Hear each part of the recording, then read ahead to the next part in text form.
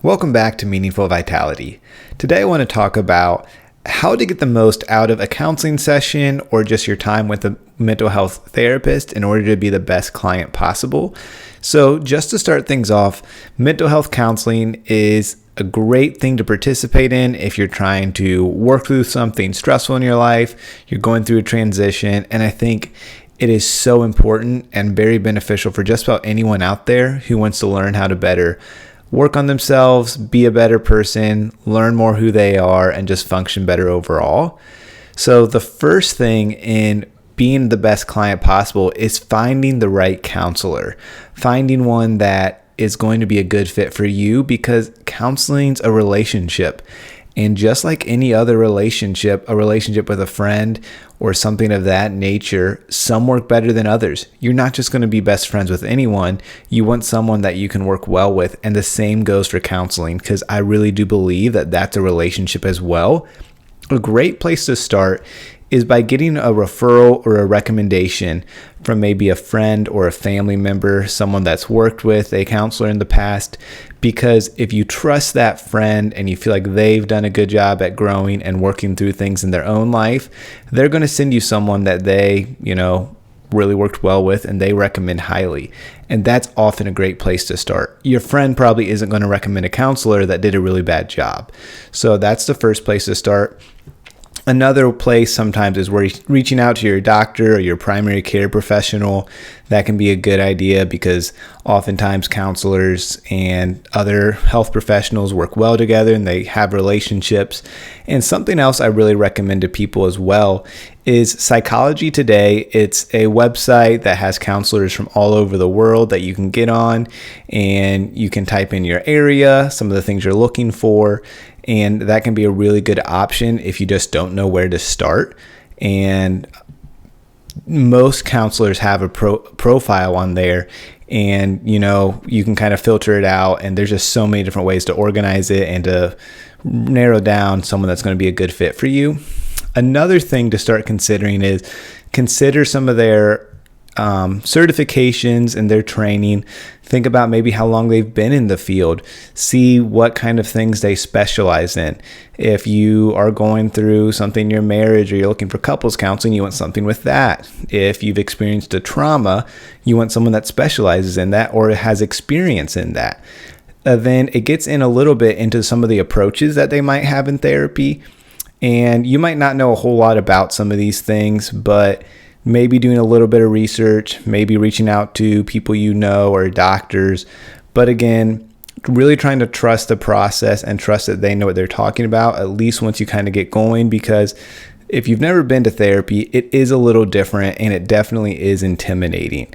So maybe even first just giving them a call, reaching out and seeing what kind of approaches they have. Maybe just getting to know why they are a counselor. Most counselors, especially if they care about the field and they want to get to know you as a client, they're going to take that call and they're going to answer any questions that you might have.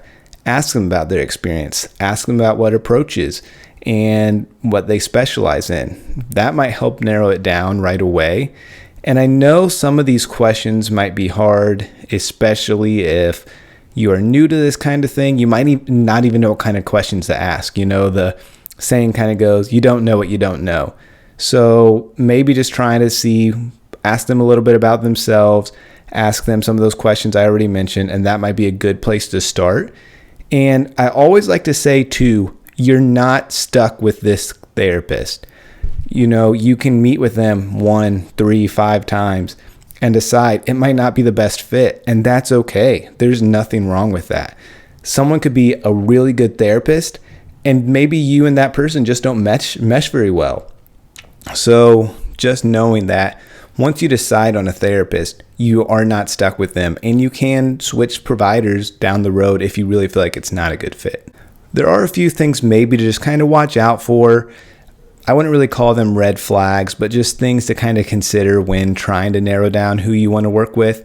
The first one is a counselor should always try to work within your worldview. So maybe you have different morals or values, maybe you have different religious views. A counselor should not try to change those things, but a counselor should meet you where you're at and help you to live a more healthy and fulfilling life within those things, within those guidelines that you maybe start with, maybe they'll challenge you a little bit, but it's definitely a red flag if they're trying to talk you out of some of those things that are very fundamental to you and the way you view the world. They should also be focused a lot more on you than they are on themselves.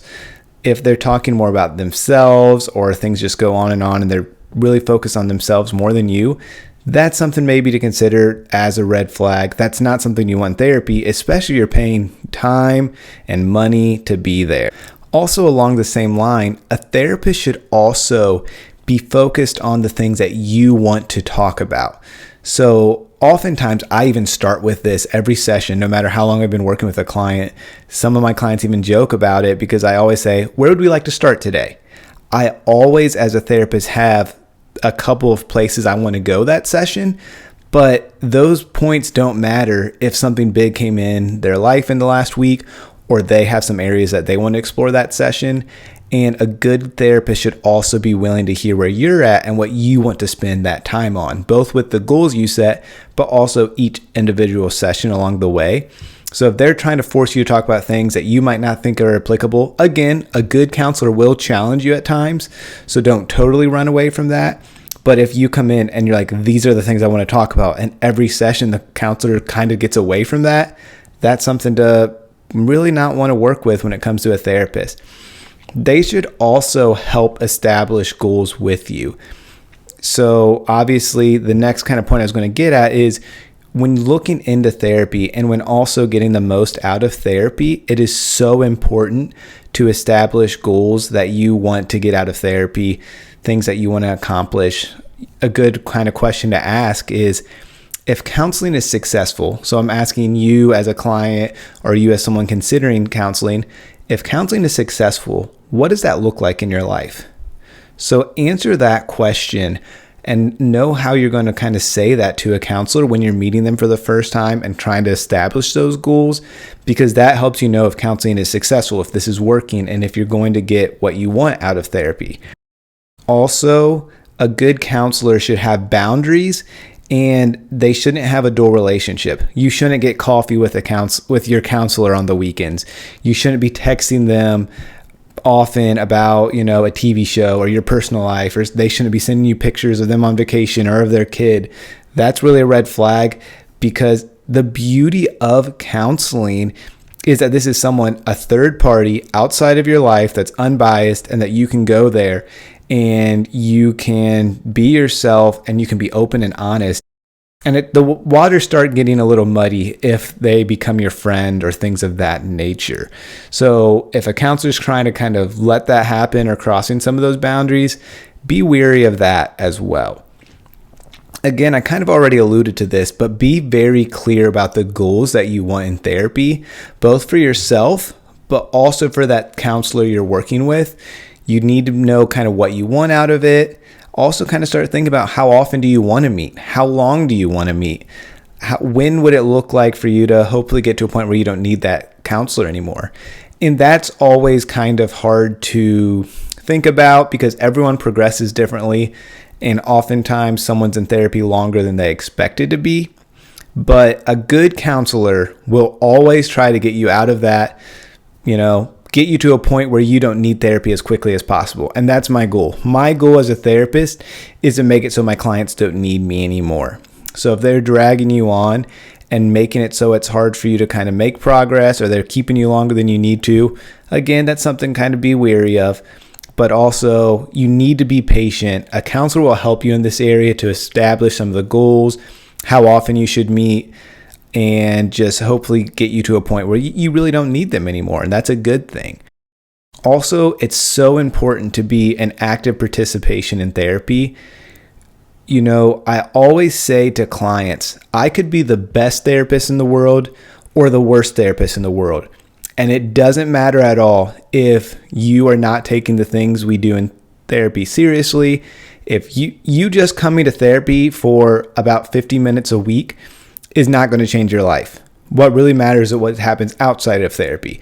If you're using some of the coping skills, if you're thinking about some of the things we've talked about, if you're being open and honest with me, you just sitting across from me on the couch, that's not going to be life-changing.